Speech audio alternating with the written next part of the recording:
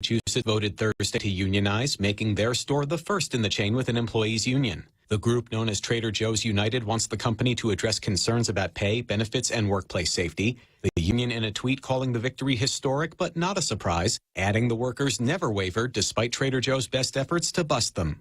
A company spokesperson says it already offers one of the best packages of pay, benefits, and working conditions in the grocery store business. Trader Joe's has 7 days to file an objection. Steve Rappaport, Fox News. He was silent when asked if he had any last words. Joe Nathan James Jr. executed in Alabama late Thursday evening after the U.S. Supreme Court decided not to hear his final appeal.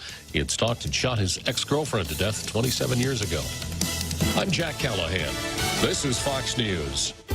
Half a day. Patsy Gogri from Security Title here with information about what a title company does. The title side of our business determines who owns the property and guarantees your ownership with a title insurance policy. The escrow side acts as an independent third party, managing the transfer of money and documents between the buyer, seller, lenders, and others. Security Title has a management of real estate closings down to a science. Give us a call. We are here to help. Joyce Broadcasting introduces their unbeatable lineup of morning show. Hands down winners of Guam's morning radio battle. Daryl Lizama grooves his way through Boss 104 and Guam's favorite classic hits. Morning mouth Ray Gibson shakes the cage on 93.3 The Point. And now, we are proud to announce the Morning Blender with Kyle Mandapat, mixing it up at sunrise on Star 101. If you're an advertiser trying to reach the most valuable ears, we've got the shows that listeners have been tuning into for decades. One call gets all three. 671-888-7346. That's 888-REIO. Listen to The Point anytime, anywhere on Odyssey. Odyssey is your new audio home for all the music, news, sports, and podcasts that matter to you. Find your favorite stations like The Point and discover more. Music stations, local and trusted news sources, sports talk and team coverage, plus today's biggest podcasts. Find it all on the Odyssey app. AUDACY. Welcome to Tall Tales with Bob Klitzkie, the only show on talk radio where common sense is a lot more common. Phone lines are now open at 888-TALK. That's 888-8255. And now, The Point proudly brings you Tall Tales with Senator Bob Klitzkie.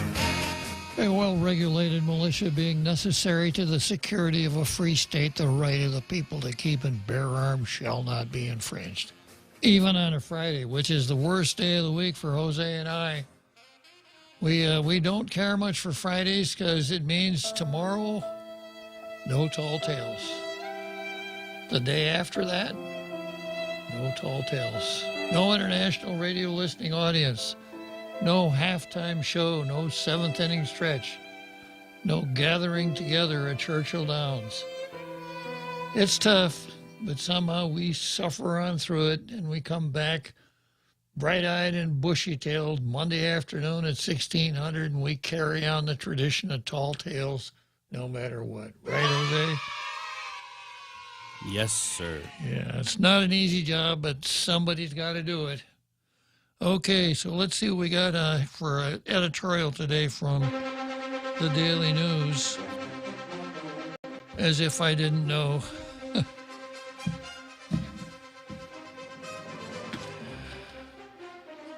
Oh, we got a real tough one here today. Boy, they really take the gloves off on this one. Our view: maintain awareness, practice water safety at all times. A little known fact that will be exposed today: a person swimming in the ocean could, under certain circumstances, drown. Everyone should try to avoid drowning as though it were a matter of life and... Wait a minute. It is a matter of life and death, isn't it? Yeah. So the Daily News says, here's what you got to do. Never swim alone. Stay out of the water during thunderstorms and bad weather. Yeah, like the mother who tells the kids, no, kids, you can't go swimming today. It's raining out. You might get wet. Stay out of the water during thunderstorms and bad weather. Stay within the reef line. Consider your limits and always use the utmost caution. Learn about rip currents and what to do if you get caught in strong currents. Check with lifeguards and weather officials. Maintain awareness of dangerous sea life. Sharks, whales, barracuda, people in motorboats. Yeah, I'll tell you, this is a really inspirational editorial today. I want to be really critical, but it's also kind of bittersweet because these editorials always come after the news of someone who is drowned. Yeah. It's almost like they're waiting for them to publish these. Exactly. Yeah, it's kind of strange. They've got it all all set up. All they got to do is hit the send button and away it goes. All right, let's see what we've got on the card for today. Yesterday I had environmental wackos versus the United States. Environmental wackos consisted of Sabina Paris, but primarily Judy Wonpat-Ten was the environmental wacko who found a way to beat up on the United States military.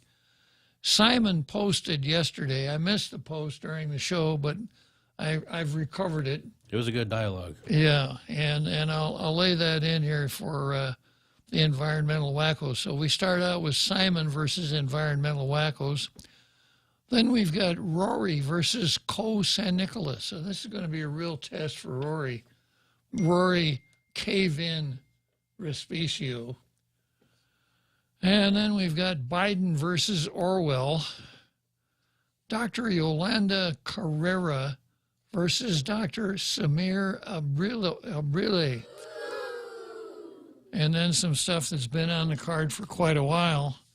Kind of a thin card today, so it's one of those days where if you really had a question that you wanted to pose on Tall Tales or a point that you want to make, today might be a pretty good day to do it.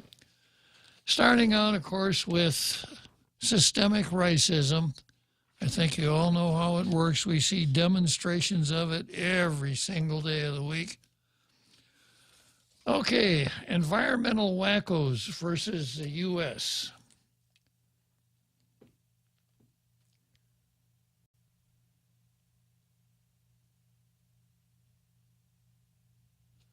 So this is an article that ran in the Daily News. A picture accompanying the story is Judy Wonpat-Ten and Sabina Paris inside the Legislative Hall. Wonpat-Ten is talking about forever chemicals, PFOs and PFOAs and PFAS, and et cetera. And then she says,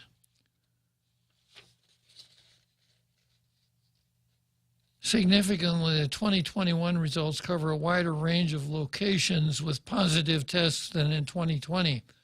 From APRA to Anderson with NCS in between, it's now clear that PFAS contaminants from bases put Guam's primary water source at risk. My concern is that given our size and proximity to many bases, our community is likely to be the most affected jurisdiction in the U.S. for PFAS contamination. If elected, I will make sure that Guam is treated as a national priority for PFAS remediation, etc. So, you know, this article covers 6 pages. There's a lot of pictures and stuff like that. But what it really comes down to is 3 paragraphs from former Speaker Wonpat-Ten bashing the military, and that's the reason for the whole thing, for the whole stand, because it's an opportunity for her to bash the military and appeal to what she thinks is her base, the environmental wackos who use the environment and the culture as pretexts to bash the military and advance the cause of independence. So we got to get away from that those horrible military bases. Well, Simon Sanchez, who knows a little bit about water, he's been on the CCU ever since. He's a former member of the Public Utilities Commission, and this is what he says. PFOS exist in all water systems as well as in many other products that humans interface with. 8 to 12 of GWA's 100-plus wells have levels of PFOS in their water wells. This issue first surfaced in 2016, but U.S. EPA has now lowered the acceptable standards, and all U.S. water systems are now asking U.S. EPA exactly what they want done. PFOS wasn't brought on to Guam by the U.S. military. Senator Juan Paten, let me repeat that. PFOS weren't brought onto Guam by the U.S. military. It's been around both civilian and military water systems throughout the U.S., including systems that don't share water sources with the military. It's not accurate to suggest that PFOS would not be on Guam if it wasn't for the military. It would be here because modern life has PFOS residue throughout. I was later reminded that a well by our airport has been shut down due to PFOS, but I noted that another chemical, perchloroethylene, was the original reason it was shut down. This chemical and PFOS are found in firefighting retardant, which is also used on the runways for cleaning and firefighting. But of course, if Juan Paten couldn't bash the military, why would you even want to talk about it at all? Simon, you kind of missed the point there. Yeah, and the reason you missed the point is because you're right. This is not something we can blame on the military. And if we can't blame it on the military, what's the point in talking about it? Senator Juan Paten strikes again. Senator Juan Paten, she of the smash and grab salary increase. She and her 9, I want to say henchmen, but I guess I'd have to say hench persons who grabbed the bill that acting governor sent over, passed it in an hour, and gave themselves $30,000 retroactive increases, retroactive back for 2 years. Responsible government.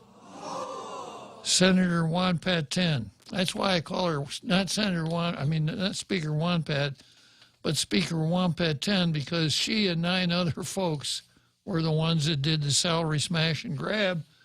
Ironically, it was the San Nicolas 5 that finally got it rolled back. The San Nicolas 5 led by, guess who? Mike San Nicolas. Next, I've got Coe versus Rory. Now, Coe San Nicolas is a guy that's gotten all kinds of earned media here as a Cirujano. And I think he's probably written a new page in the book of Cirujanos. I've been aware of Cirujanos ever since I came to Guam almost 60 years ago. I've known Cirujanos. I've shook and howdied with Cirujanos. I've talked with people treated by Cirujanos, and I can tell you that as a general principle, a Cirujano is held in high regard in our community. Well, Coe San Nicolas, who holds himself out as a Cirujano, wrote a new page in the book of Cirujanos. He has been to trial twice on rape charges. He was found not guilty. I'll give him that. But he certainly got a lot of press in it. How he was able to have sexual encounters with, if Cirujanos are doctors, these would be his patients. Bad news for a doctor. And the question in both cases was, well, was there consent? Was there agreement or not? He led them to the cave, promised spiritual hearing, etc. It is really a gruesome story. And I think it really casts a pale over the entire word Cirujano. When the first accusation came up, Co San Nicolas, who was a police officer at the port, was fired. Apparently, Rory went through the paces. He served a notice of proposed adverse action on Co. Gave Co his day to tell his story. Fired Co. Co appeared to the Civil Service Commission. And now, of course, your common sense would tell you, well, if that's the reason he got fired, if the jury found him innocent, they got to give him his job back, right? Because he was not guilty. Isn't that right? Nope. Wrong. It's not right at all. And according to the story here, Rory is starting out apparently acquitting himself quite well. And I hope he does. I hope he sticks with it. Because you'll recall with the Port 7, the ink was hardly dry on his certificate of appointment when he started making noises about, well, I don't think the Port 7, I don't think they were treated fairly. I'm going to appoint a task force to look into that. And except for the one that prevailed at Civil Service Commission, Rory cashed out, and gave up on all of the rest of the 6. None of them ever went to the final result. So here's a story that ran in today's Post. Ex-port cop seeks reinstatement after acquittal. A former Port of Authority Guam police officer who was acquitted twice of sexual assault is now fighting to get his job back. Frank Co San Nicolas, a spiritual healer, will be back before the Civil Service Commission on August 17 to have his case heard. San Nicolas was fired in 2020. He's also fighting for back pay. Now imagine back pay from 2020 on. Following the not guilty verdict Wednesday in the Superior Court, defense attorney Jay Arreola told the media that San Nicolas was unlawfully terminated by management there because of these accusations. Now, improperly and unlawfully have totally different meanings. If management takes adverse action against an employee and terminates the employee, and the Civil Service Commission says, well, we looked at what you did, and we don't think that the result that you reached was a fair, equitable, and justified result. Therefore, we're reversing. You could get away with saying, yeah, the termination was improper, but you can't say it was illegal. Illegal would mean something like you ran past the 90 days and you knew you ran past the 90 days and you fired anyhow. That would be illegal. Okay, so of course, everybody who reads this is thinking, well, this will be a short hearing because on August 17, Co San Nicolas will go before the Civil Service Commission. He'll have his judgment of acquittal in his hands. He'll hand that in. They'll pass it around and say, oh, yeah, oh, yeah, they found him not guilty. Mr. Chairman, I move that the termination be reversed and that Mr. San Nicolas be reinstated with back pay. That's got to be the way it goes because he's not guilty. What's to fire him about? Wrong. Well, if anybody at the Civil Service Commission is concerned with the rules of evidence, the fact that Co San Nicolas was found not guilty in his criminal trial is irrelevant. It's not relevant to the case before the Civil Service Commission. But he was not guilty. Would that terminology have to be like a part of a conditional termination? Like you can return if you're found not guilty. Yeah, but that's not in there. That's not in there. And of course, that would be an improper termination. Okay, let me go on with the story. I am aware that San Nicolas was found not guilty, said Port General Manager Rory Respicio. Wow, a historical first. Rory didn't give us his usual, I can't talk. It's confidential. I'm prohibited from talking about that. It's a personnel matter. Rory goes on to say he was terminated based on the pre-trial conditions imposed by the court and the alleged conduct unbecoming of a law enforcement officer. All right, let's talk about that. 2 reasons for termination: pre-trial conditions imposed by the court. I don't know what the termination conditions were, but I suspect no firearms. Can you be a law enforcement officer without a firearm? I suspect certain hours of home confinement, that you must be home. You must be home before dark.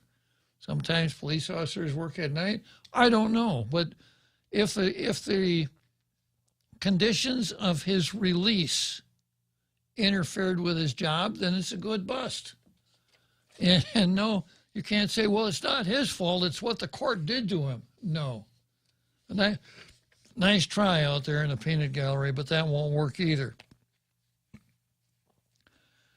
And then also conduct unbecoming of a law enforcement officer. Well, from what I saw in the news, it happened in court.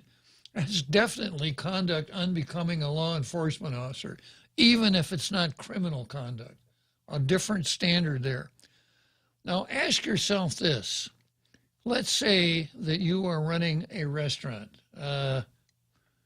I'm not going to use my favorite restaurant. I'm not going to cast it in that light. Let's say that you're running Bob's Steakhouse, right? And you're looking for people like maybe the greeter at the door, or a waiter, or a cashier, someone who has to deal with the public. How long would you spend interviewing Co San Nicolas for the job? How long? A short time. A very short time. You wouldn't want Co San Nicolas anywhere around the public at all. Not at all. Because of the bad press he got in the court. Well, that's not fair. He was just in court defending himself. Well, yeah, maybe it's not fair, but would you hire him to go to work in your business? Especially if you know that members of the female sex, if I'm not going to get in trouble for using that phrase, are going to come to your business. You know, whatever his reputation was before the trial, it's taken some pretty hard hits since. So I don't think Rory will have a hard time proving that up at the Civil Service Commission if he sticks to his guns. And if the board doesn't fall into this trap, well, we got to put him back to work. He was found not. We shouldn't have fired him in the first place. He was found not guilty. Now this is your opportunity, Rory, to establish some standards, and that is that if you get busted, we are not going to welcome you with open arms back at the port. Do what you got to do. Defend yourself, guilty or not guilty. That's your problem. It's not your employer's problem. Your employer wants reputable people who can do the work at the port and nothing else. At least I hope that's what they want. Going on with the article. The port maintains that terminating San Nicolas was done in accordance with the port's personnel rules and based on the pretrial conditions imposed by the court and the alleged conduct unbecoming of a law enforcement officer.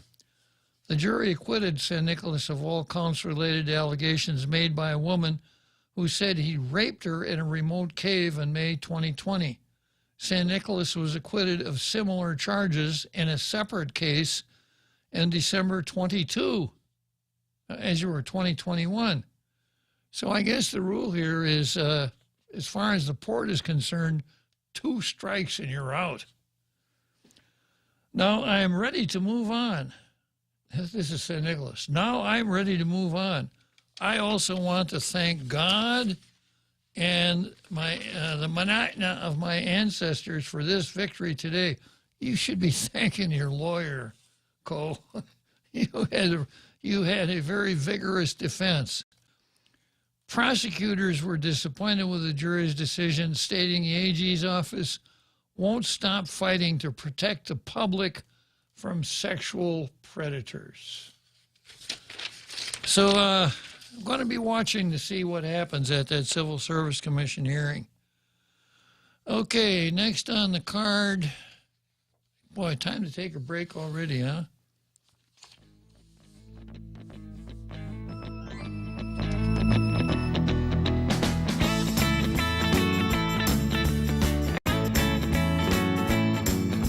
The people of Guam are outraged at the growing crime rate and lack of justice on Guam. They are outraged at the number of criminals arrested, released, and back on the streets committing more crimes. This must not be allowed to continue. Along with crime prevention and reduction initiatives, Felix and Tony will work with lawmakers, law enforcement, and the courts to reduce repeat offenders. Crime prevention, rehabilitation where possible, and harsh punishment for criminals. This will be justice for all. I'm Felix Camacho, and I approve this message. Boss 104, The Point, and Star 101 are bringing you the Back to the 80s and 90s Throwdown at the Hermit Crab Beach Bar and Grill in Antigua, Saturday, August 6th. Come down and get on the dance floor as I, DJ Daryl Nazama, get on the turntables, giving you the best of the 80s, 90s, and more. Star 101, The Point, and Boss 104 will be in the house. Yo, DJ, pump it up some more. Plus, we have all kinds of cool stuff to give to you. Free food giveaways, buckets of beer, t-shirts, and hourly cash prizes. For the 90s Throwdown dance off. Back to the 80s and 90s Throwdown at the Hermit Crab Beach Bar and Grill in Antigua behind Circle K Beachside. The party is from 8 p.m. to midnight, so come down and get your groove on. Special thanks to JV International Safety Equipment Company and Lolita Kamet from Hoffaday Realty. And now, back to Tall Tales with Bob Klitzkie, the one radio show politicians don't want you to listen to. Call now, 888-TALK. That's 888-8255. I took a peek here at Facebook, and we have a new duet here. We've got someone who is going to call out Simon Sanchez. That would be Gina Marie Tenorio. Good call, Gina Marie. Good call. Actually, her name is Gina Marie Tenorio Call. Yeah. Gina Marie Tenorio Call. Can the public get an update on the condition of those 5 wells in the central part of Guam that were found to be excessively high contaminants back in 2016? I want to know if those wells are still within safe limits today. Simon Sanchez comes back and says the well is online and PFOS being treated to below U.S. EPA requirements, which is why is allowed to remain online. Gina Marie calls the bet and says, I understand that, but is there test data for the public to view? Much like when the elevators get inspected and they have that information displayed inside the elevators. Is there something I can view that lets me know what those wells have what level? Simon Sanchez, let me check here. Let me check how we are making the data available. Now, I just noticed I have an occupant in the green room. I wonder if it's Gina Marie Call or Simon Sanchez. Neither one. Senator Chris. I wonder if Senator Chris is going to call Simon out on this one. Well, I'll stop what I'm doing here because I'm between items on the card and entertain the legendary Senator Chris Duenas. Good afternoon, Chris. Have a day, Honorable Marine, Honorable Judge, Senator, my favorite talk show host. I'm requesting permission to go back to the prior card item. Which was? The Rory versus... Rory versus San Nicholas. Right. Yeah, permission granted. You may proceed. I tried to get in fast enough, but I was a little bit slow. You know, one of the most tense moments of my time as Director of Youth Affairs was a case whereby it was a very serious case and whereby a youth service worker had a major arrest on a crime associated with harboring a minor and also issues of illegal substances found in the residence. And I terminated the individual.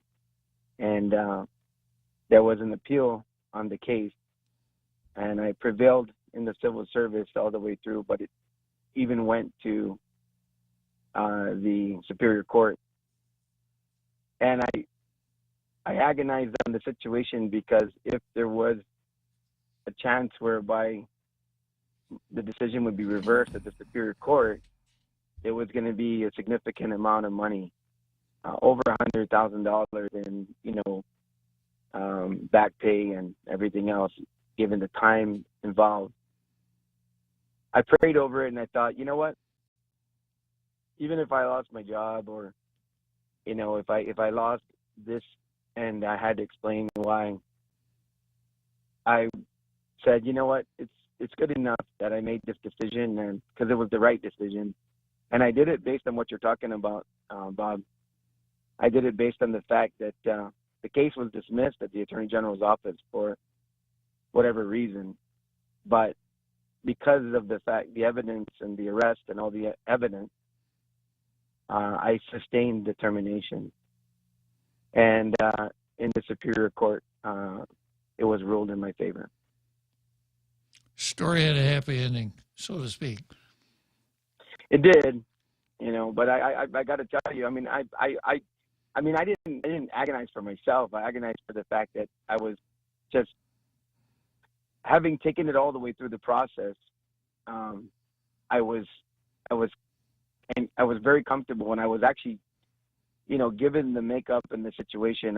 We fought hard, and I had great Attorney General representation and the like all the way up, and it was very tense from time to time, where it would go, because of the fact that the case was dismissed, and it was very unusual to prevail at the Civil Service Commission under those circumstances. But I was just so happy that we did, and we made our case that, look, while the Attorney General's office did dismiss this case for whatever various reasons are involved, the evidence was very strong, and the situation whereby the sensitivity of an employee, having to have that kind of jurisdiction over minors in a confined environment where there's a lot of power and control, cannot themselves be involved in this, type of an activity, even though it was dismissed. But yet the evidence was very strong, and I was just so happy. There's very few moments where I've just been so elated, but when that decision was made at the Superior Court, I was like, man, thank you, Lord. But it could have gone the other way, and it would have been required that all the back pay and everything else be intact. But I wanted to reinforce what you're saying, that the level of, and this is what my, attorney at the time that was representing us from the Attorney General's office said, you just got to understand that this is a different standard. When you have to prove this in terms of what we got to do at Civil Service Commission versus what you do as management, is a different standard, and you do have the right to do what you did, and we'll just have to take it through the process. But it went as far as the Superior Court, but I prevailed.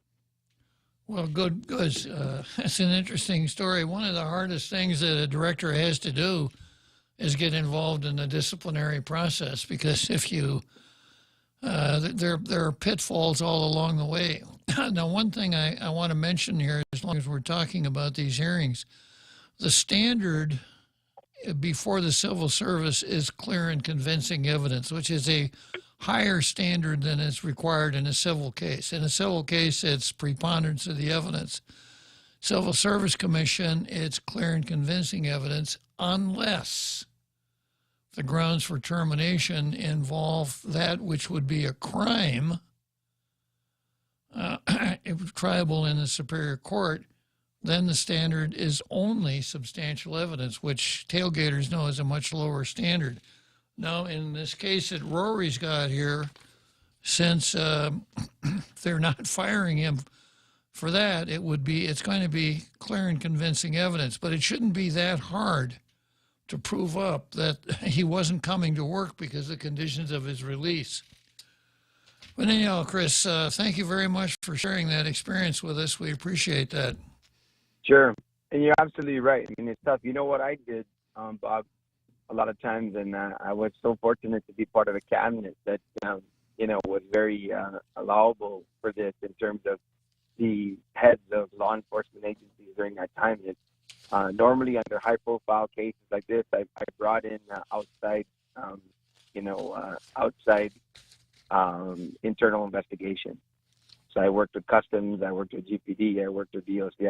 I assembled a cadre of outside individuals just to make sure if it was things that were pretty much not to this level, where it aroused, included an arrest or different things that were like major crimes as charged by law, other internal affairs issues, I would allow that, to take place internally. But on things like this, I would bring in outside, and I think that's one of the reasons why it was a much stronger case as well. Good show, Roy. Good show, Chris. Right on, Bob. And I always followed you on this stuff too, because you besides your role as a senator and the like, I mean, just in terms of a government watchdog, I remember you constantly mentioning things. I had good advice from outside individuals that would say to me as well, just keep a steady hand, and you were one of those guys, and I always appreciated your, it was your public discussion of these issues, regardless of what position you held, but you've always been that watchdog, and I think that's why you're so meaningful in all the roles that you play, and in terms of being a government advisor. So that's why I just love to listen to your show every day, and you've mentored a lot of people, and Guam has been the better for it. So I appreciate it. Well, I could listen to stories like that all day long, Jose. Take care, my friend. Thank you, Chris. Okay, bye. Well, the senator had 10 more minutes before the next break. Yeah, you should have stayed on a little. Chris, you want to call back? I have a question about holding on to the decision to terminate him. It says it was based on 2 reasons. Yeah. Now, does it have to be 2 reasons, or can it be alone, like the pretrial conditions alone? Oh, it can be. Yeah, yeah. As a matter of pleading, you would put everything that you've got in there in your notice of proposed adverse action. Everything that's timely and relevant, you'd put in your notice of proposed. And what is there any difference to his job title, or it says alleged conduct unbecoming of a law enforcement officer?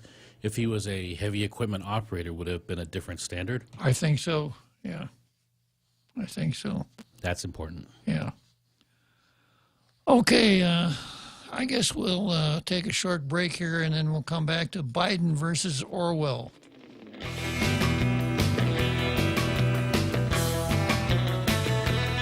Come try Guam's original Chamorro restaurant with Pica's best 5 years running. Mezcla Chamorro Fusion Bistro. Experience Chef Peter's candied salmon over scallion coconut rice, octopus to naktak, Chamorro platter, and their award-winning gourmet hamburgers. Or if you're looking for something healthy, try their keto-friendly menu. Come and enjoy Mezcla's half-a-day service at their Hagåtña and Grand Plaza Tuman location. Call their Hagåtña location at 479-2652 for reservations. The people of Guam are outraged with the growing crime rate and lack of justice on Guam. They are outraged at the number of criminals arrested, released, and back on the streets committing more crimes. This must not be allowed to continue. Along with crime prevention and reduction initiatives, Felix and Tony will work with lawmakers, law enforcement, and the courts to reduce repeat offenders. Crime prevention, rehabilitation where possible, and harsh punishment for criminals. This will be justice for all. I'm Felix Camacho, and I approve this message.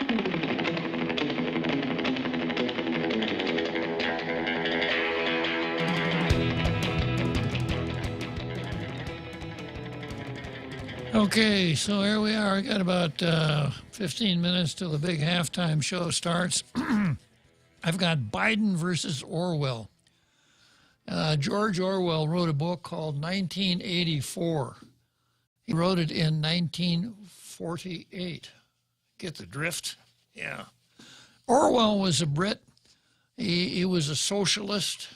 But some of the stuff that he writes doesn't come across as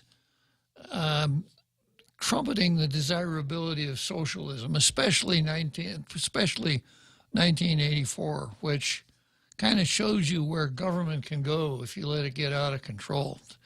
If you have never read 1984, there's never be a better time than right now, because we are on the threshold of 1984. It's a book that has a good message. It's easy reading. It's very interesting. Highly recommended book. It talks about a utopian civilization, a totalitarian, tyrannic utopian civilization. Or am I being redundant there? Yeah, and this is how this article goes. This is by a guy named Ben Zeeloft on the Daily Wire. War is peace. Freedom is slavery. When you read 1984, you'll find out that this is the language that they use. They don't use English anymore. They use Newspeak. War is peace. Freedom is slavery. Ignorance is strength. And then the 2022 edition to Newspeak is this: Biden is great.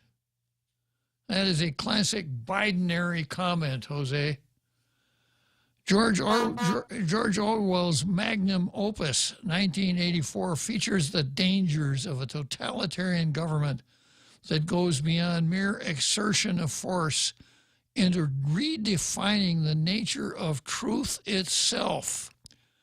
In the regime of Big Brother, mere compliance with government edicts is not enough.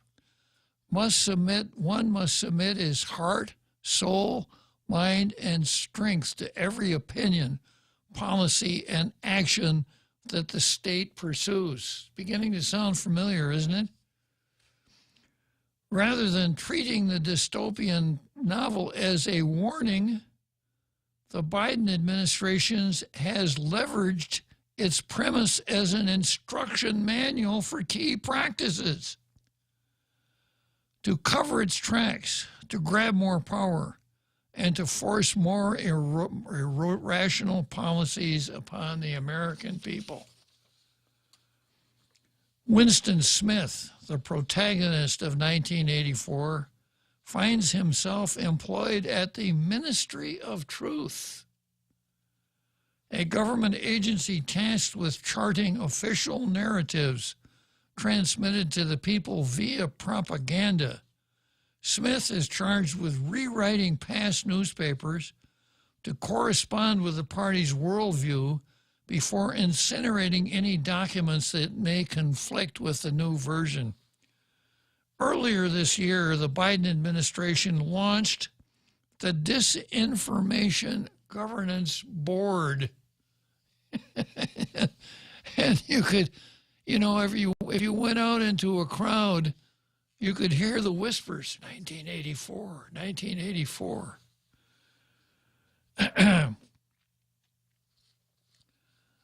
The Disinformation Governance Board, an entity at the Department of Homeland Security tasked with combating misinformation, and dictating truth to the masses, especially after Nina Jankowicz, an overt partisan, was tapped to lead the board. Conservatives blasted the Biden administration for launching its very own Ministry of Truth. Quote, "At confess, at first I thought this announcement was satire." Jose, there's going to be, as long as Biden's around, there's going to be an increasing demand for a good horn honker like you, because it's getting harder and harder to distinguish between satire and the actual facts of what's going on. Guy says, "I confess, at first I thought this announcement was satire. Surely no American administration would ever use the power of government to sit in judgment on First Amendment speech of its own citizens." Senator Josh Hawley said in a letter to Homeland Security Secretary Alejandro Mayorkas, quote, "Sadly, I was mistaken. Rather than protecting our border or American homeland, you've chosen to make policing American speech your priority. This new board is most certainly unconstitutional and should be dissolved immediately." Although the Disinformation Government Board was eventually forced to stand down, a development the White House blamed on, guess what? Disinformation. I would have went with Trump. Well, Trump is the default go-to for blame, yeah. Yeah, a development the White House blamed on disinformation. Social media companies have taken up the mantle of becoming the arbiters of truth. One day after the Disinformation Government Board was disbanded, Twitter announced a new round of policies geared toward issuing warning labels on false coverage of the war in Ukraine. Well, this is serious because we know speech is violence. Yeah, Josh Hawley found that out when he was talking to the university professor, who was bashing trannies. And, there's going to be blood on your hands, Josh Hawley. Just ask any question. Really. Beyond the Department of Homeland Security, the Biden administration has repeatedly signaled to allies in Silicon Valley that it expects help to push official narratives. Former White House Press Secretary Jen Psaki said last year that social media users shouldn't be banned from one platform and not others if they post misinformation online. You do it on Facebook, then you should be off Instagram and everywhere. You shouldn't even be able to use email if you're thrown into the Facebook jail, right? In even more Orwellian parallels, Twitter has censored conservative commentators and entire news outlets for thought crimes, such as calling transgender athletes by their true sex. Whoa. Oh, I can understand that. How blatant can you get? Or publishing reports about Hunter Biden's laptop weeks before the election. Thank God they're out there, keep protecting us from this stuff. Next, we go to birthing people. Among Big Brother's most prioritized projects in 1984 was the creation and promulgation of Newspeak, an altered version of the English language meant to recategorize thought such that dissent from the government is impossible. A Daily Wire host, Matt Walsh, recently discovered officials at the highest level of government are incapable of defining the term supercalifragilisticexpialidocious desoxyribonucleic. No. A much shorter word than that. The word that they can't define, woman. A word I've been using all my life. Yeah.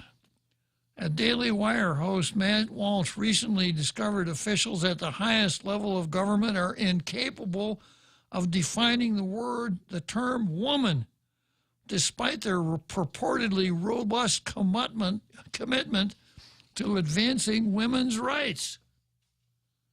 Indeed, many progressives, including members of the Biden administration, have imported the assumptions of radical gender ideology into the word, which once upon a time simply meant adult human female. Last year, Biden's $6 trillion budget proposal allocated funds to address the, quote, high rate of maternal mortality and race-based disparities in outcomes among birthing people. Do you know what a birthing person is, Jose? I know, but I don't want to be canceled. A birthing person, though, is a person who not just identifies as a woman, but always has been a woman. Uh-huh. But we have to say birthing person now. Yeah. I got to check on this. I got to go back through some of my papers and things like that because, you know, the language has changed so much since I learned it. But I think my mother was a birthing person. Same with mine. Yeah. Can we get away with saying that, Jose? It's not enough words. No. Yeah. Okay, the term which moved from the most radical corners of academia, that's birthing person, to the halls of the White House in a matter of months is used to clarify, or more accurately obfuscate, that women who still have their uteruses despite hormones and surgeries can give birth. When we talk about birthing people, we're being inclusive. You know, is it better to be absolutely correct, Jose, or to be inclusive? Inclusive's better. Inclusive, yeah. Inclusive's better. It's that simple, pro-abortion group NARAL explained last year. We use gender-neutral language when talking about pregnancy because it's not just cisgender women that can get pregnant and give birth. Wow. I learned something, you know, the nice thing about this show, I learn something new every day. Please unlearn that. Yeah. As with government in 1984, the term birthing people is not meant to forward a rational argument for the case that men can get pregnant. Rather, it's meant to reframe thought and block dissent with radical gender ideology. Now, I've used the term sexual anarchy on the show before. Sexual anarchy. You know, an anarchist is one who's not going to obey any of the rules, whether they're man-made rules called laws or the laws of nature called natural law. An anarchist is not going to adhere to them or swear obedience to them at all. So the sexual anarchists, you know, the men who want to pretend that they're women, the men who want to be treated as women, and vice versa, the men who want to marry men, the women who want to marry women, and so on. These are the sexual anarchists. So phrases like birthing persons are words that are meant to turn you from where you are into a member of the sexual anarchist club. So when you find out that Herman married Henry last week, you won't be shocked, you won't be amazed. You'll say, oh, I wish them all the happiness. I'm going to go down and buy them a wedding cake. And anybody who refuses to put two men on top of that wedding cake, I'm going to sue. Okay, going on. What is a recession? In June, progressives failed to define the term woman. In July, progressives are trying to redefine the term recession. All signs point to the United States economy soon meeting the rule of thumb definition of a recession, since economic growth appeared to have been negative in the first and second quarters of this year as consumer spending and business activity began to decline. Rather than answering for the poor economy, which had been recovering until soaring inflation, persistent supply chain issues, and policies against oil and gas production, that the Biden administration is devoting its energies to wordplay.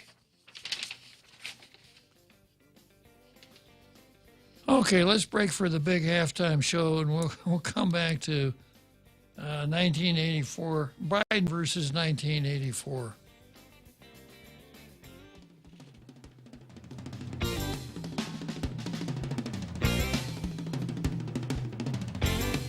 Dr. Ron McNish.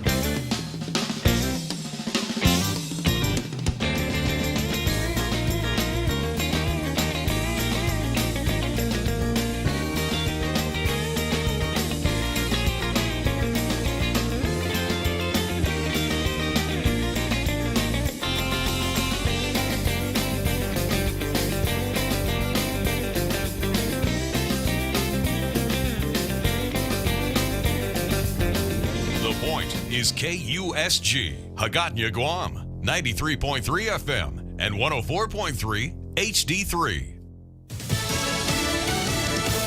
Appalachian flooding. I'm Jack Callahan, Fox News. More rain falling in already waterlogged eastern Kentucky. Flash flood watches and warnings now spreading. The flash flood warnings currently extend from far eastern Kentucky into southwest West Virginia. This is roughly between Jackson, Kentucky, and Charleston, West Virginia. It's National Weather Service meteorologist David Roth. Floods and mudslides have damaged scores of homes and left 8 people dead in Kentucky. The governor declaring a state of emergency. The heat has killed 4 people in Oregon. Portland hit 97 Thursday. Forecast to reach 100 degrees today and tomorrow. The White House was hoping that the Thursday report on the country's gross domestic product would show slight growth in the economy. Instead, the GDP showed the economy shrank nearly a full percentage point in the second quarter. The White House still refusing to call it a recession. The U.S. economy shrunk for a second consecutive quarter. But until large, well-respected groups, nonpartisan groups of economists issue some sort of a formal declaration that a recession is underway, then officials here at the White House are not going to use that word. Fox's Peter Ducey at the White House. The White House is celebrating a legislative victory. President Biden interrupted a roundtable with business leaders. As word got to him, the House had the votes to approve the CHIPS Plus Science Act. The House has passed it. President Biden had urged passage of the bill, providing more than $50 billion in federal grants and tax incentives for the semiconductor industry and billions more for other scientific and high-tech research. About 24 Republicans joined nearly every Democrat in the House to vote for the bill, 243 to 187. Far more Republican support had been predicted before Senate Democrats had unveiled a $739 billion health care and climate change bill. Fox's Jared Halpern. Gas is expensive, so let the bank come to you. Through our remote deposit capture, you can deposit your checks into your account from your phone. And with our Dynamite Bank Pacific Visa debit card, you can use your money anytime, anywhere. It's the perfect combo. Now we're banking on the future. Services to choose. Bank Pacific, where others put branches, we place roots. Equal housing lender. Member FDIC. Crank it up. The people of Guam are outraged with the growing crime rate and lack of justice on Guam. They are outraged at the number of criminals arrested, released, and back on the streets committing more crimes. This must not be allowed to continue. Along with crime prevention and reduction initiatives, Felix and Tony will work with lawmakers, law enforcement, and the courts to reduce repeat offenders. Crime prevention, rehabilitation where possible, and harsh punishment for criminals. This will be justice for all. I'm Felix Camacho, and I approve this message.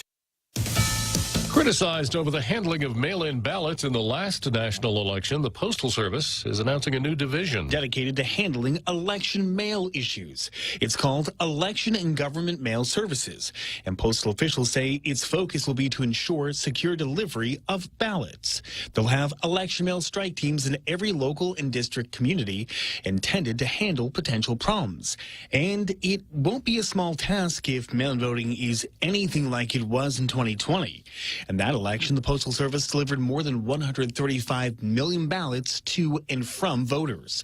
Sean Lanchel, Fox News. Tens of millions of people are being uprooted by natural disasters due to the impact of climate change, according to a report by the United Nations group of climate scientists. estimating that over the next 30 years, 143 million people will likely have to move due to rising seas, drought, soaring temperatures, and catastrophes caused or exacerbated by climate change. And no nation currently offers asylum to people displaced by the climate. Climate change protesters tried to dissuade fans from entering Washington Nationals Park last night for the annual congressional baseball game. What do we want? Climate justice. When do we want it? Yeah. On the field, a shutout.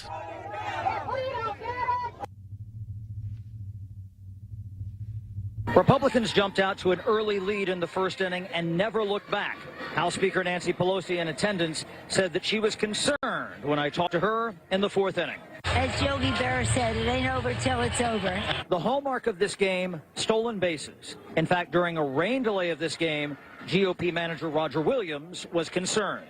I told them they're a little bit too aggressive on the base paths. The game set a record for how much money it raised for charities in Washington, D.C. A staggering $1.7 million. Fox's Chad Pergram. And I'm Jack Callahan. This is Fox News.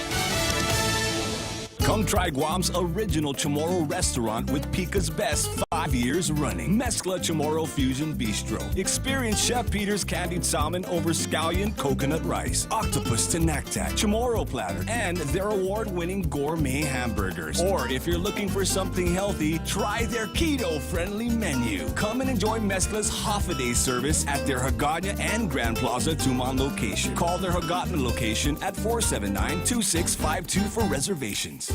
Half a day. Patsy Gogri from Security Title here with information about what a title company does. The title side of our business determines who owns a property and guarantees your ownership with a title insurance policy. The escrow side acts as an independent third party, managing the transfer of money and documents between the buyer, seller, lenders, and others. Security Title has a management of real estate closings down to a science. Give us a call. We are here to help. Boss 104, The Point, and Star 101 are bringing you the Back to the 80s and 90s Throwdown at the Hermit Crab Beach Bar and Grill in Antigua, Saturday, August 6th. Come down and get on the dance floor as I, DJ Daryl Lazama, get on the turntables, giving you the best of the 80s, 90s, and more. Star 101, The Point, and Boss 104 will be in the house. Yo, DJ, pump it up some more. Plus, we have all kinds of cool stuff to give to you. Free food giveaways, buckets of beer, T-shirts, and hourly cash prizes. The 90s Throwdown dance off. Back to the 80s and 90s Throwdown at the Hermit Crab Beach Bar and Grill in Antigua behind Circle K Beachside. The party is from 8 p.m. to midnight, so come down and get your groove on. Special thanks to JV International Safety Equipment Company and Lolita Kamet from Half a Day Realty.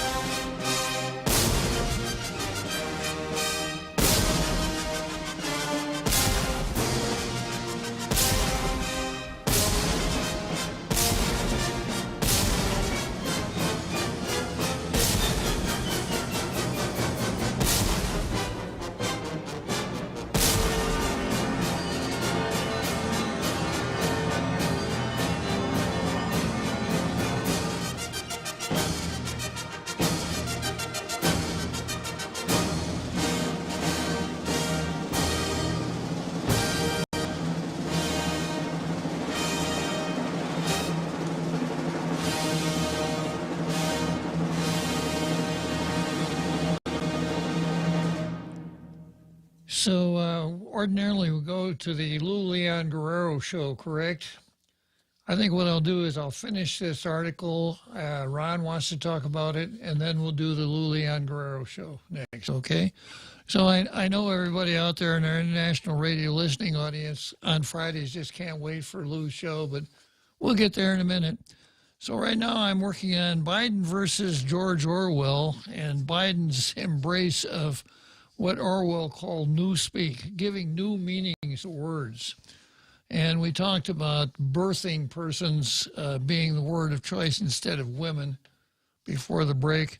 And we went from there to recession. And the popular rule of thumb was that 2 successive quarters of negative economic growth was kind of the definition of a recession. Now, the Biden administration has a Bidenary term for that, and here's what they say. While some maintain that 2 consecutive quarters of falling real GDP constitute a recession, that is neither the official definition nor the way economists evaluate the state of the business cycle, the White House said in a blog post. Instead, both official determinations of recessions and economists' assessment of economic activity are based on a holistic. That's another one of those where when I hear people talking about a holistic approach, hang on to your wallet.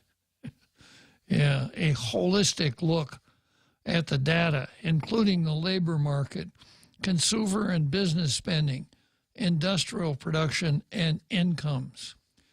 In a particularly Orwellian imitation, Treasury Secretary Janet Yellen argued that the United States is not in a recession, but rather in a transition in which growth is slowing. So instead of using the word, they're using the definition. A transition in which growth is slowing.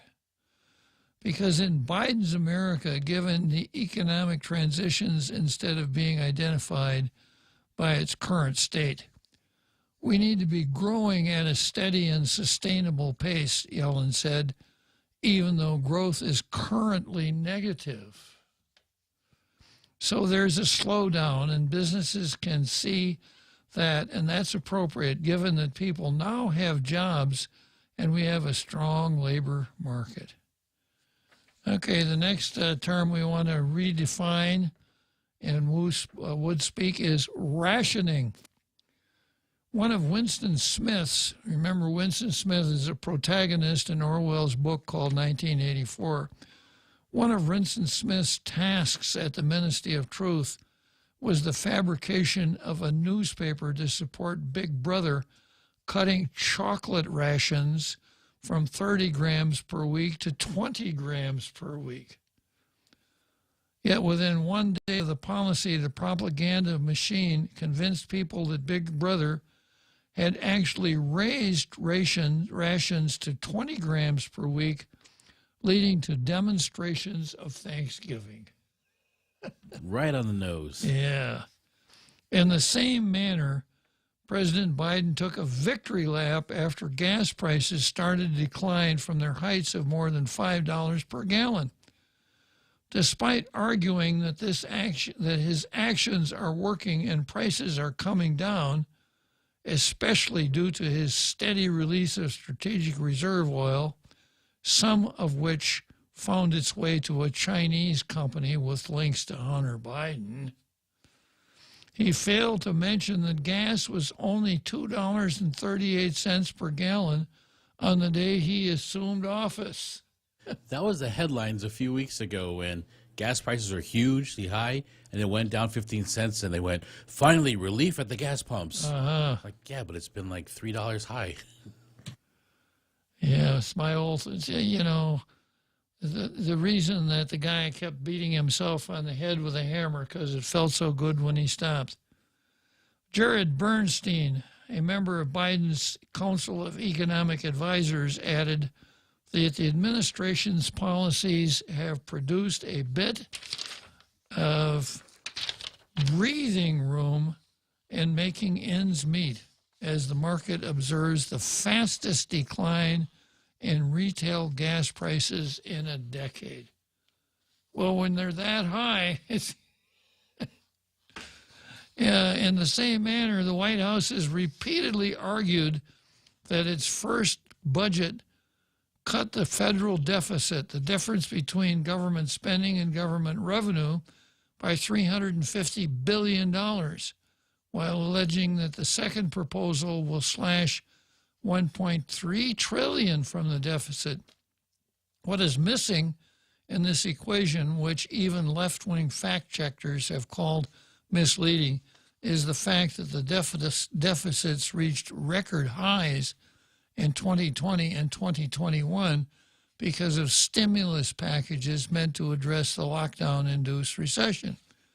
With this most recent budget, President Biden will be presiding over a $1.2 trillion deficit, far higher than any deficit seen before COVID or during the second term of Barack Obama. So you American literature buffs who really enjoyed George Orwell's 1984 are living in great times right now because we're reliving it. And I think I've got Ron McNinch on the line. Yeah. Okay. Tell me about 1984, Ron. Hey, Happy Senator, Happy Guam. Yeah, it's one of my favorite books, and I really like it from the standpoint of just how much government can structure the reality that people live in. And, and there's a very famous theory, it's a linguistic theory called the Whorfian hypothesis. I know it well, Ron, believe it or not. Right? Yeah. Oh, wow. And so basically the Whorfian hypothesis says that language creates our reality. And so often, we use words to describe things that affects how we think. And so, by the way, I should remind both you and Joe that both of you are birthing people also under the new rules and regulations I think they're trying to propose. I hope that made you all say. I don't think I want to be a birthing person. Feels like it might hurt. What really bothers me is when people use those kinds of terms, to me, it diminishes the status of motherhood. It diminishes the status and rights of real women that are mothers. I don't know. I think that women are really taking a lot of the negatives from these radical moves that are being made, particularly at the highest government levels. It's simply scary. True enough. Yeah, but I think also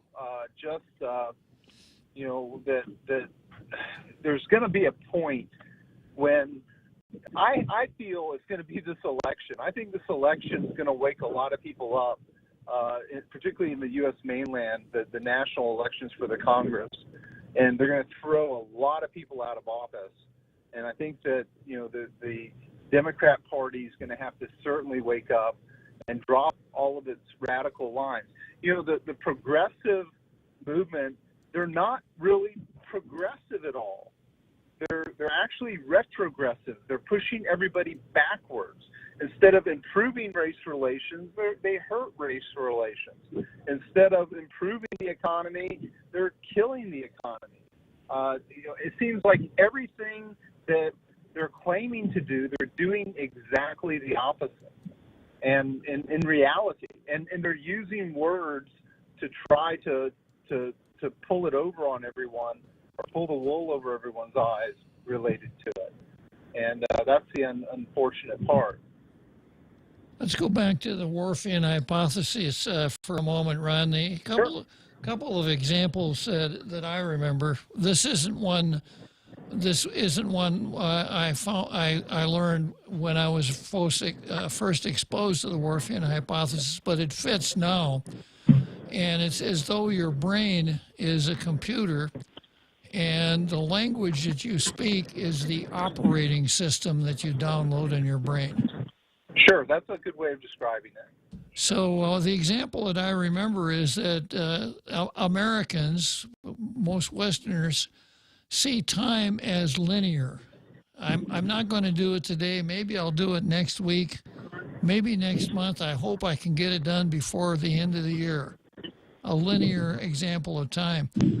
If you asked a Hopi Indian when he was going to do something, he wouldn't give you a linear answer. He would give you a cylindrical answer and say, when night has come 7 times, I will do it. Right. So the language, he would use that in his own language. So the language that a person speaks is the operating system which he uses to compose his thoughts. So people who speak different languages are going to have different thought processes. It's a really good argument for learning more than your mother tongue. Absolutely. And in fact, I encourage everyone at any age to, pick up if you drive a car a lot, pick up a CD of another language and listen to it regularly or things like that. But the other key thing I should mention is when people try to corrupt our language by introducing very, very novel concepts that really interfere with true meaning and true understanding, it's very unhealthy. And it doesn't. There's one thing to learn like new styles of definitions of a word. That's one thing. That's not what I'm criticizing. What I am criticizing is when the language is turned in a direction that's really unhealthy, so that up is down and left is right, and everything else. It creates a lot of potential harm, and it particularly harms our young people who are acquiring language and who are trying to make sense of the world. Our young people should have a consistent set of building blocks in the language that they use and the conceptual development of their thoughts, because really language composes our thoughts. It's a kind of, in the arrow of time that you're mentioning, the linear time aspect is certainly a part of it. Yeah, well, the sad thing about what we can name the Whorfian manipulation, manipulating the thought process by manipulating the language, the problem or the sad thing is that it really works. And, of course, that's why people keep trying to do it. Right, and that's why we have to resist it, particularly because people are trying to manipulate us. And when we're adults, children, often people get away with it with children because children don't have the tools to overcome it. But adults can fight it. Adults can push back on it. And it's interesting because there's this really, really neat short story by Kurt Vonnegut called Harrison Bergeron. And in Harrison Bergeron, the core theme of the short story is that in the future, everybody will be made to be equal. Everyone will have the same language level. Everyone will have the same appearance. If you're beautiful, the government will make you ugly. If you're smart, the government will make you stupid. I mean, it's a very interesting thought experiment. The story is a very interesting, thought-provoking set of, in short story form, of just how radical a government can be to its population. And it's a really neat take on these concepts. But I have to say, the lady for that disinformation group that they were going to try to start, she sang the song that was based on a Mary Poppins tune, and the media called her Scary Poppins. I thought it was a parody. I thought when they came out with that lady and they showed her video and everything, I thought it was a parody. I thought it was a joke, but they were real. I mean, she had total intentions of becoming the queen of disinformation in the United States. And you thought it was parody? I thought, I said to myself, this is the news just making a joke about, disinformation by making fun of it. But no, it was the song that she was singing, she made up, I guess, for her friends or for her former association. But she was totally dead right serious in terms of what she intended and what she wanted to do. And she came from a very radical political organization. She wasn't some objective, neutral, do-gooder. She had very, very partisan, colors in her background that would have made her just a disaster in that job. What's really scary is how normal political action is viewed as dangerous political action. so, you mentioned speech is violence is one example. And so every speech is potentially violent unless you agree totally with me or I agree totally with you. That's how perverted the word violence has become among these people. It's just absolutely incredible. Yeah, well, going back to the lady with the jingle, I remember seeing that, and I'm glad you brought it up. But caveat here, Jose, no matter how much they offer you, please don't take your horn to Washington. Okay, Ron, thanks a lot for... Hey, have a great day, sir. Have a great weekend. Thank you. All right, have a great weekend. How can we have a great weekend without tall tales, right? Bonnie Suba helps out here. Bonnie Suba said, let's see... In the debate, Lou announced about rights for birthing persons. She slipped and said mothers and then corrected herself. Birthing person. Yeah. Well, Lou, I think, would like to be seen as woke. Anybody that subscribes to any part of sexual anarchy tends to just default towards the woke direction. If you're in favor of killing babies in the womb, then you see the other parts of sexual anarchy as kindred spirits.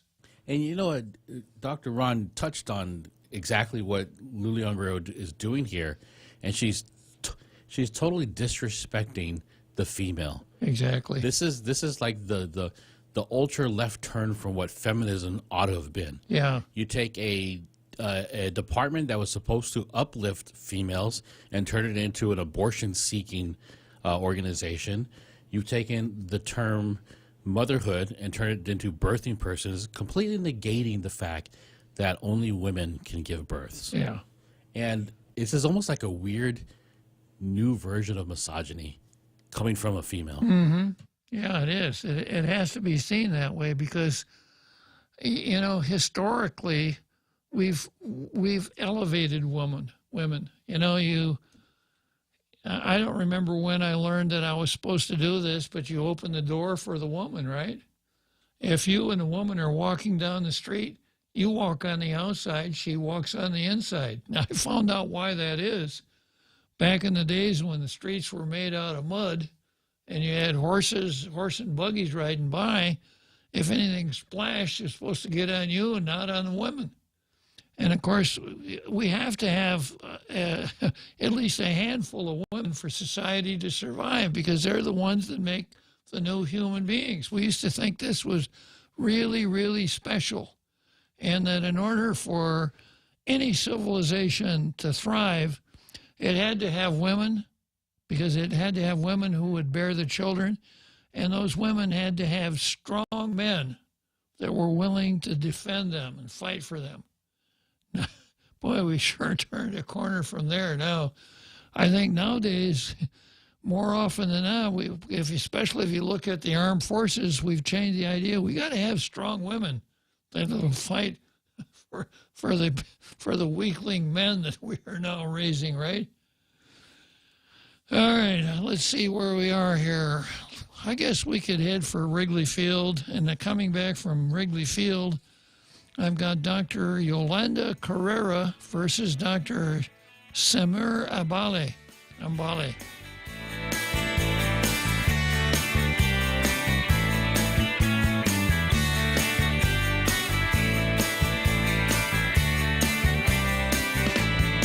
The people of Guam are outraged with the growing crime rate and lack of justice on Guam. They are outraged at the number of criminals arrested, released, and back on the streets committing more crimes. This must not be allowed to continue.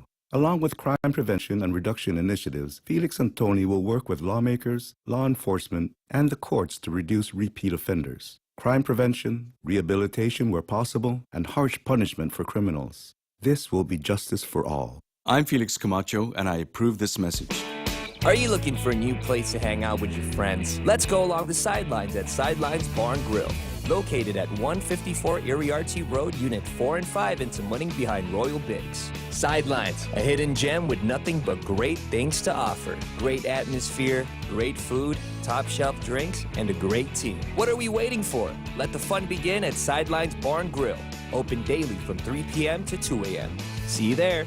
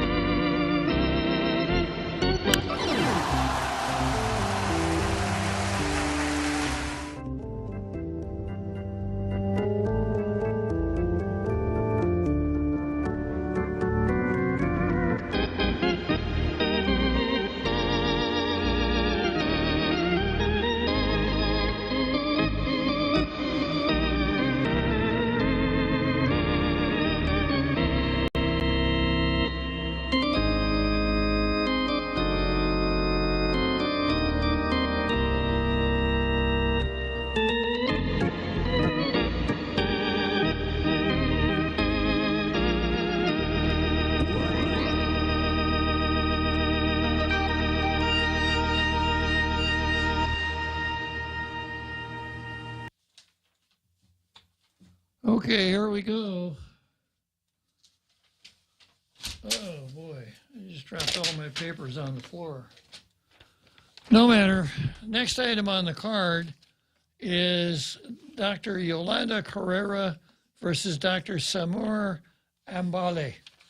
And yesterday, I read into the record a letter to the editor from Dr. Ambale, and it goes like this. The recent Supreme Court decision to overturn Roe versus Wade has troubled many, including those of us on the board of the Guam Medical Society. Reversing a ruling that has led to nearly 50 years of progress for women's reproductive rights and their ability to choose safe and legal medical care is taking a monumental step backward. We, the Guam Medical Society, will always advocate for a woman's right to choose. Well, this is apparently a group of doctors that has apparently reached a decision that they are really angry, or that they think that that the Dobbs decision was a big step backwards, Jose. That's momentous where a group of doctors feels that way. Now, Ambale goes on to say being pro-choice is not equivalent to being pro-abortion. We're back to George Orwell. Right. Are we still in that segment? Instead, it means just what it says, advocating for preserving the ability to choose. Having the ability and legal right to make a choice regarding one's health while in private consultation with one's doctor. One. You've got male, female, and one. Maybe only Hispanic people. Did he mean to say one? Yeah. With the recent introduction of Bill 291, known as the Guam Heartbeat Act, we in the medical society are concerned that the legislature is overstepping its bounds and encroaching on the sacred and private relationship that exists between a patient and their physician. Didn't know it was sacred. I thought that was priest and penitent. 291 proposes that a physician may not knowingly perform or induce an abortion on a pregnant woman if the physician detected a fetal heartbeat for the unborn child. As is widely known at this point, a fetal heartbeat can be detected at 6 weeks of pregnancy, which is just 4 weeks after conception.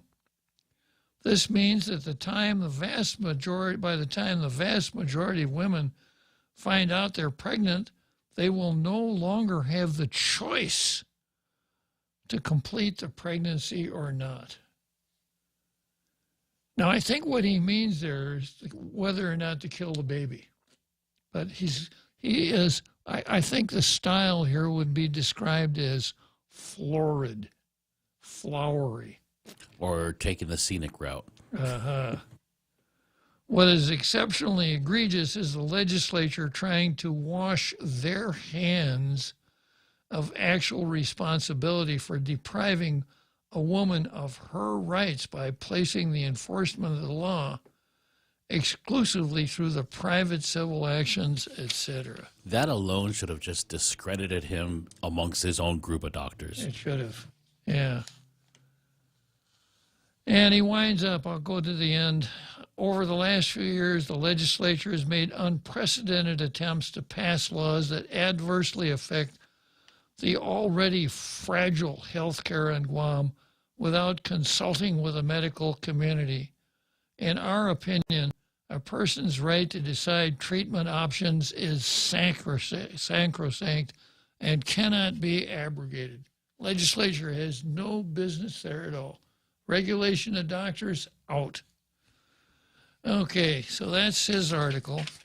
And when I read this, I thought, Guam Medical Society. Now, I know there's another doctors group, and I remember the schism that occurred 10 or 12 years ago, but I didn't remember the details. Well, in today's paper, we have a letter from Dr. Yolanda Carrera, who takes a little different view of things than Dr. Samur Ambali. I write to qualify, as you were, I write to clarify that as a former member of the Guam Medical Society,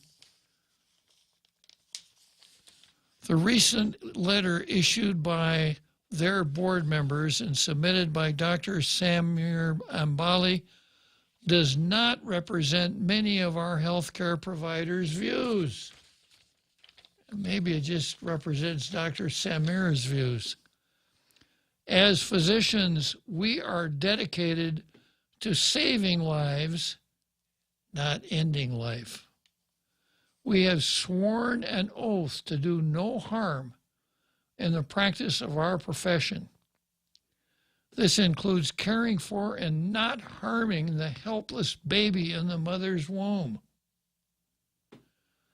The Guam Medical Society no longer represents many of our island's healthcare providers because of unilateral actions by the board.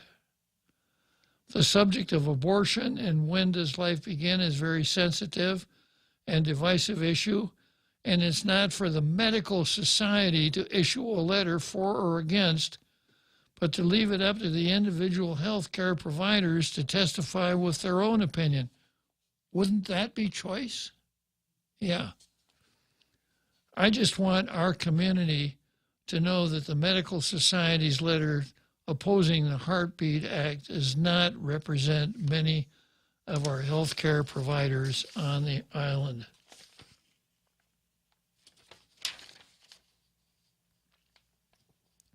So there's the Guam Medical Society, and I think the other one's called the Guam Medical Association. And I have the Alliance for Hippocratic Oath. Abortion is, this is November 1, 2021, the Alliance for Hippocratic Medicine, upholding and promoting the fundamental principles of Hippocratic medicine. Abortion is not health care.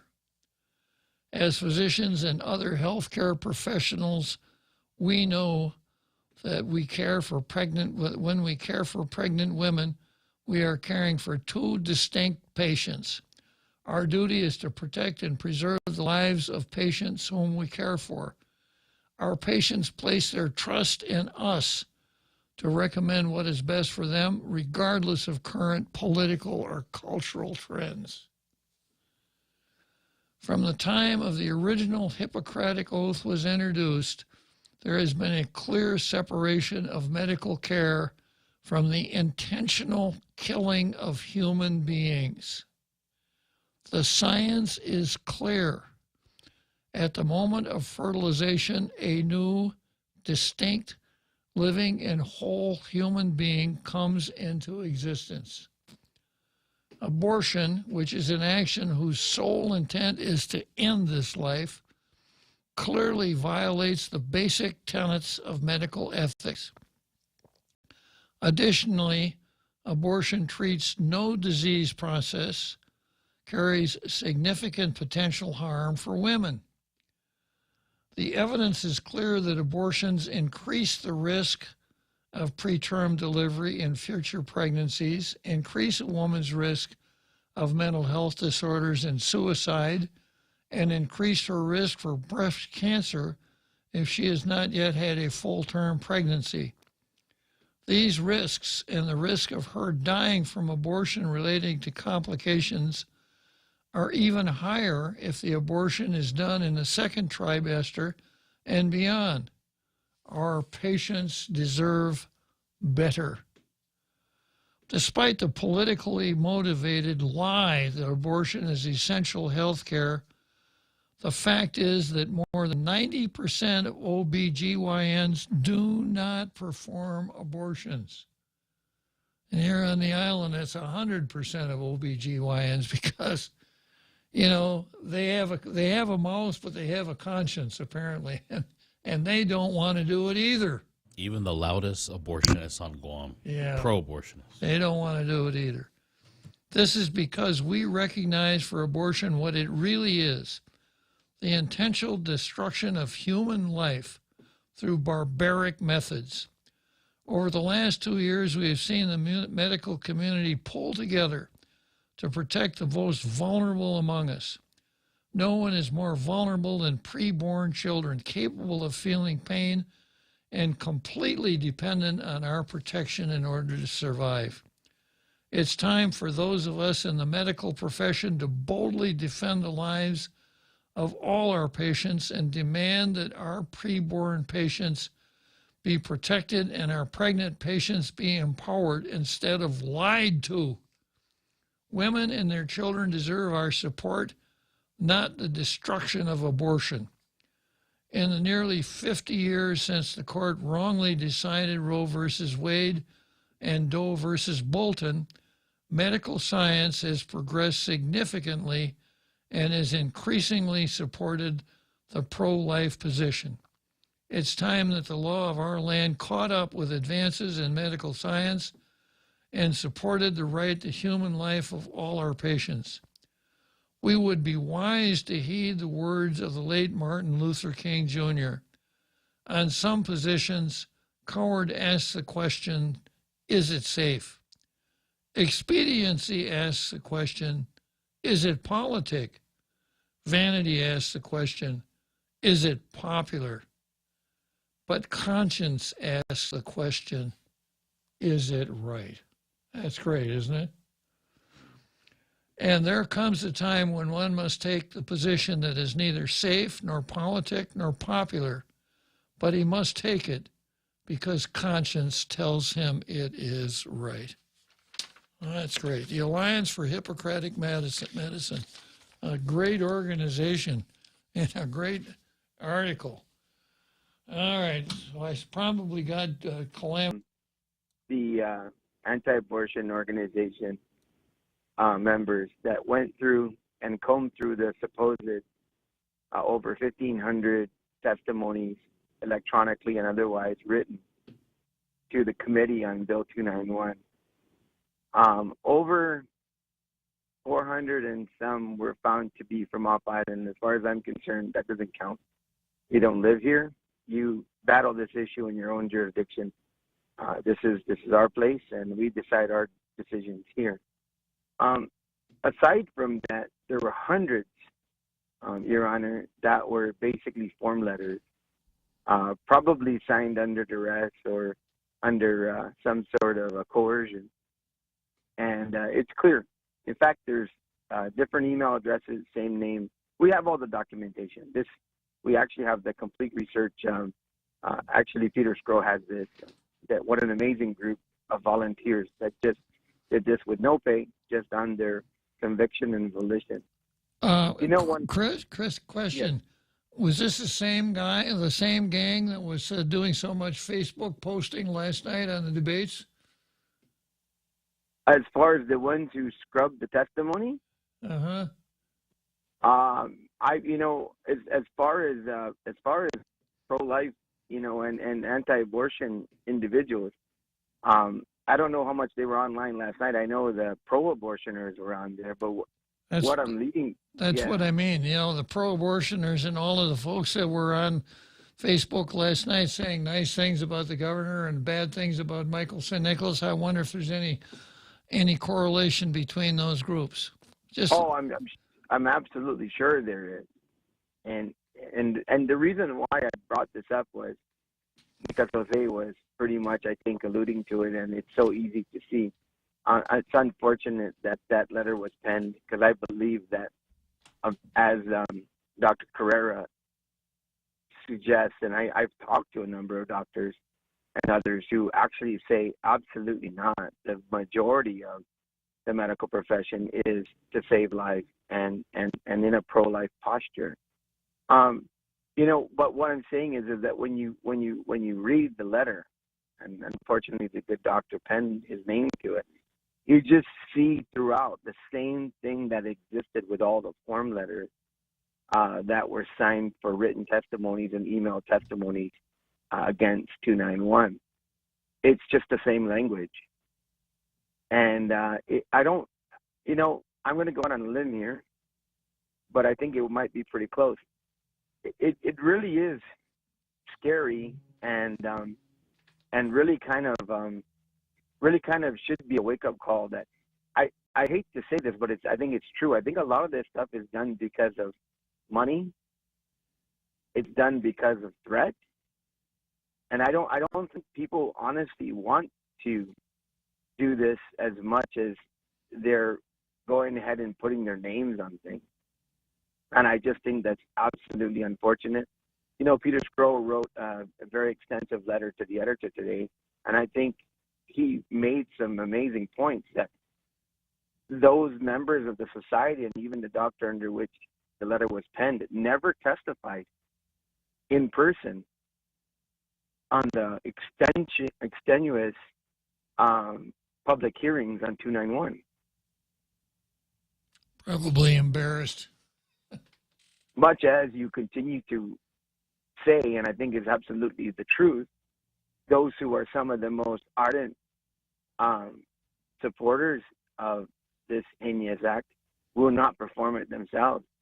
I wanted to end with this point, and I don't know if you've observed this, Bob, but I have, because in the parade, you had some very angry people that had an entry, pro-abortionists, and I not only saw from the area I was at during the time, but I had heard reports that the anti-abortion pro-life group that was marching was larger and was very exuberant, very happy, and people were yelling from the side completely and consistently, yes, we believe in life, we believe in babies, we believe in children.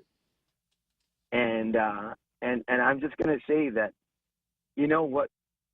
when you see all the anger and all the vitriol, and I had an interaction with one of our notorious individuals during the ceremonies for the memorials, and if if a look could kill, I would be better known as. But you know what I'm trying to get to, Your Honor, is if these people are so confident with their position and believe so much that those of us who believe in life and who are fighting this are such a minority, why would there be so much anger, vitriol, and so much power exerted to stamp this down? Wouldn't you think if you're in the majority position, you'd just be celebrating and just laugh it off like, oh, okay, there's those silly people again? Well, why do you think there's so much hate and anger from the other side? Well, as an amateur psychologist, there's nothing to be happy about in killing babies in the womb, Chris. Exactly. And that has to affect your entire thought process. we had a couple of abortion doctors out here, and if there's something to be proud of, you would expect. You see their cars. You remember in World War II, if a pilot shot down a Japanese airplane, he put that little Japanese battle flag on the side of his airplane, and you'd see some pilots have 6 or 7 of those. If abortion were something to be proud of, you'd want to make a record of that, like in the same way. How's it going? Hey, really good. I killed 14 babies last month. Business is great. Because there's no good news in abortion. There's nothing to be happy about. There's nothing to celebrate. It's a classic case of this one here, Chris. The red rice is abortion is a really good thing, but the orange rice is abortion is killing babies, and it's hard to develop any good feelings, happiness, exuberance, or anything like that out of killing babies. That'd be my analysis. Sure. And I don't know, Bob. I mean, it just, who knows, because we don't really know the numbers, though. But aside from that, I think, though, is aside from absolutely nothing to be happy about in killing a baby, the other part of it is, I think in the back of their mind, besides knowing it's wrong, they know they are in the minority, and it's frustrating. And I was listening to Ginger last night, particularly on the candidate exchange, and she had a very vitriolic position on this too, saying these Republicans want to take away your rights and take away a woman's rights and everything else, and she was going off on that.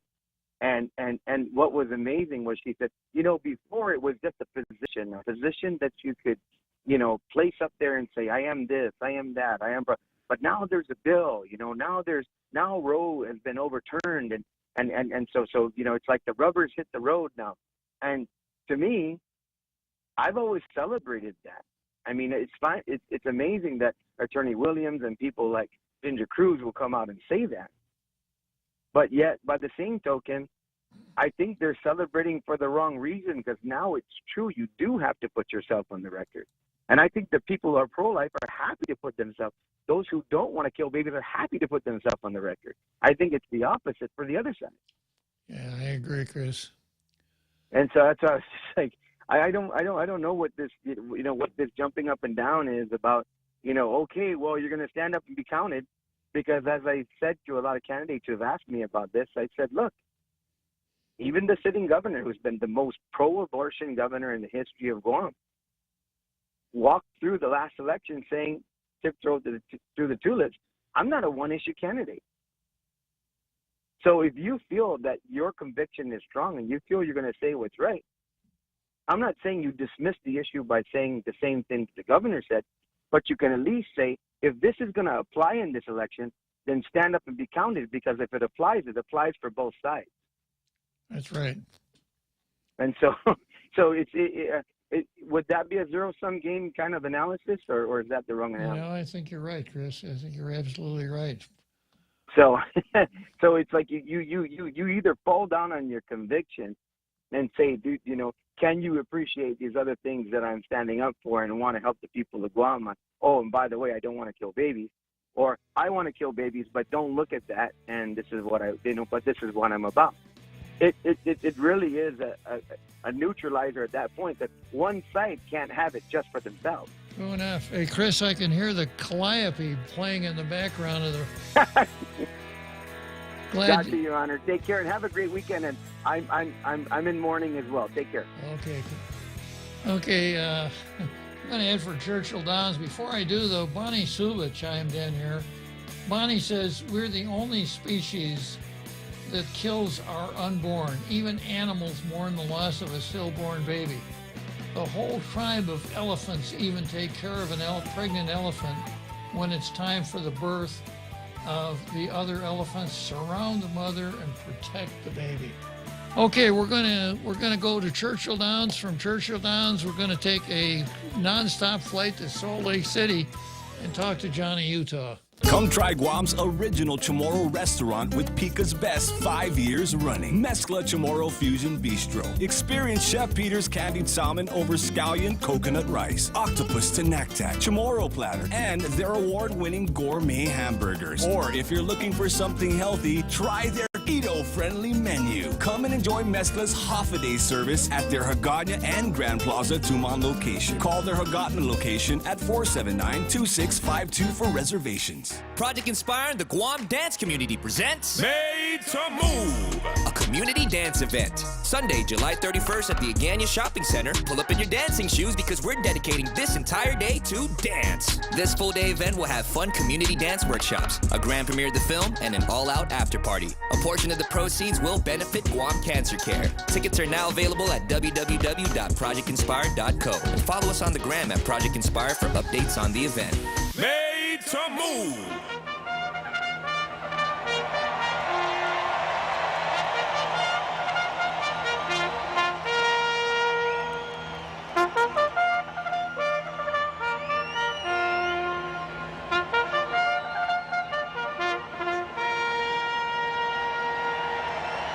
So here we are, Churchill Downs, Louisville, Kentucky. I noticed that Jose is talking about someone who was mentioned in the last call, and he has ruled that ginger ales. Close, Jose, but actually ginger snaps. Yeah, so Johnny Utah starts out by saying, where are you, Johnny Utah?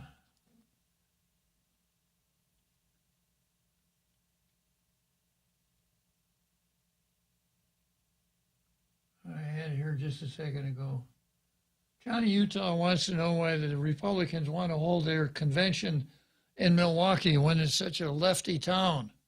And I think the answer is that's exactly where you want to do it. You know? At least it's not Madison. Yeah, could be worse, yeah. But face it, if you're going to do it in an American city, you're going to be surrounded by lefties. Maybe we should rent that place out in Iowa where they do the Field of Dreams and have the Republican National Convention there. Even Salt Lake City's got its lefties, doesn't it, Johnny Utah? Oh, yeah. Yeah, they're Salt Lake County and Park City, I forget the name of the county that's up the mountain, up in the Wasatch. Yeah, both of those are the two Democrat counties in the entire state. There's only two, and that's them. But the reason I was calling was something that has been on my mind is the Pelosi deal with Taiwan and China, and you guys being so close to Taiwan. Well, I think the consensus here about Pelosi's going to China, it's a good idea if she doesn't come back. Well, yeah, I get that. I mean, the world will definitely be better without her. I think, to a certain perspective. But at the same time, looking back at before Russia invaded Ukraine, and the Department of Defense, I think, if I'm not mistaken, General Milley was the first one that was throwing up the red flags about Putin invading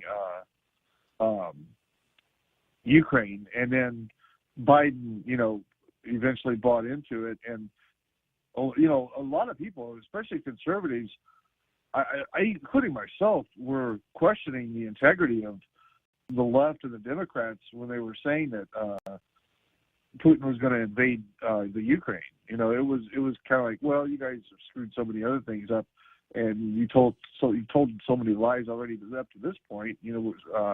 Why should we believe you on this issue? And I really think I think there's something to be seen here that's like reading the tea leaves. The fact that the Department of Defense is really adamantly warning against going anybody of any stature, especially in the elitist hierarchy of the Democrats, to go to Taiwan. And the fact that the Chinese are now throwing out harsh warnings, especially the phone call that they had today with Joe Biden about coming to Taiwan, it makes me think that I don't want to go out on a limb and say this, but I predicted things before and I was right. If I wasn't right, I was like 75% right. I actually think they might invade in August. I think they will, because that's when our trip is going to happen. And with the communication and the craziness that's going on about what's between Taiwan, the United States, and not only that, but our allies. There's things happening in Japan that are awkward. Hey, Johnny, I'm sorry we're running out of time here. You're making good points. Give us a buzz on Monday, okay? Well, you never know. We're going to be in August 1st by Monday. That's why I wanted to say something now. That I'm afraid that they are going to invade, and it's going to happen soon. I got to say one thing. Alrighty. Let's go, Brandon.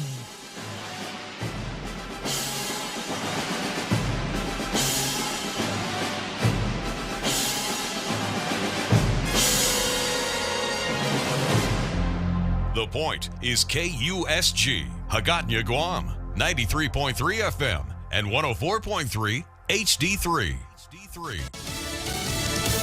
Worse than predicted. I'm Jack Callahan, Fox News. Thursday's economic report from the Commerce Department. The gross domestic product declined 0.9% in the spring quarter. The forecast was for slight growth. The quarter saw higher prices, high interest rates and mortgage rates, and continuing supply chain issues. Fox's Jenny Casola. It's the second straight quarter of negative growth. That's traditionally defined as a recession, but President Biden insists it's different this time. Both Chairman Powell and many of the significant banking personnel and economists say we're not in a recession. He says the jobs market is strong, and that doesn't happen in a recession. This president spent about 2 hours on the phone with China's President Xi Jinping yesterday. The White House says the two leaders discussed climate change and health security. And President Biden underscored the U.S. policy on Taiwan has not changed. The call summary does not specifically mention tariffs. President Biden is considering easing some tariffs on Chinese products to help bring down prices. Fox's Jared Halpern. China's readout of the call was much starker, especially with regards to Taiwan. Chinese Foreign Ministry saying in a statement those who play with fire will perish by it.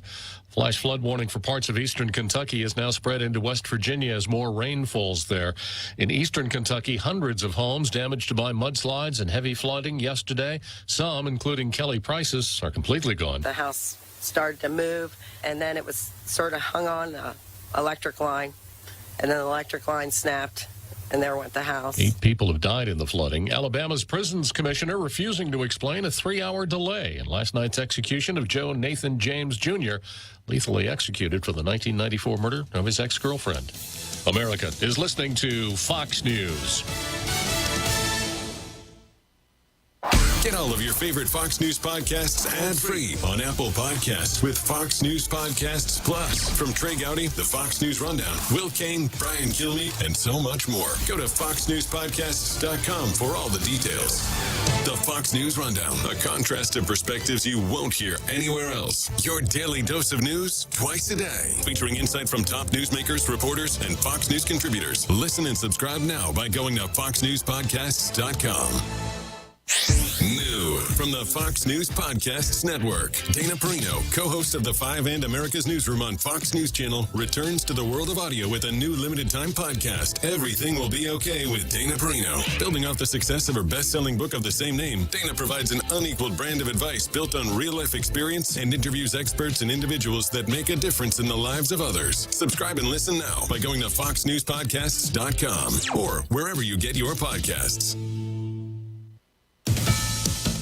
There is an update on that huge piece of Chinese space junk that's tumbling back to Earth. The big rocket booster is expected to re-enter the atmosphere this weekend. The Aerospace Corporation Center for Orbital Reentry and Debris Study says they believe it'll hit sometime Saturday or Sunday. Estimates vary, but it's thought to weigh anywhere from 23 to 25 tons. Most of that's going to burn up in the atmosphere, but the center reports about 5.5 to 10 tons of it are expected to land somewhere on the planet.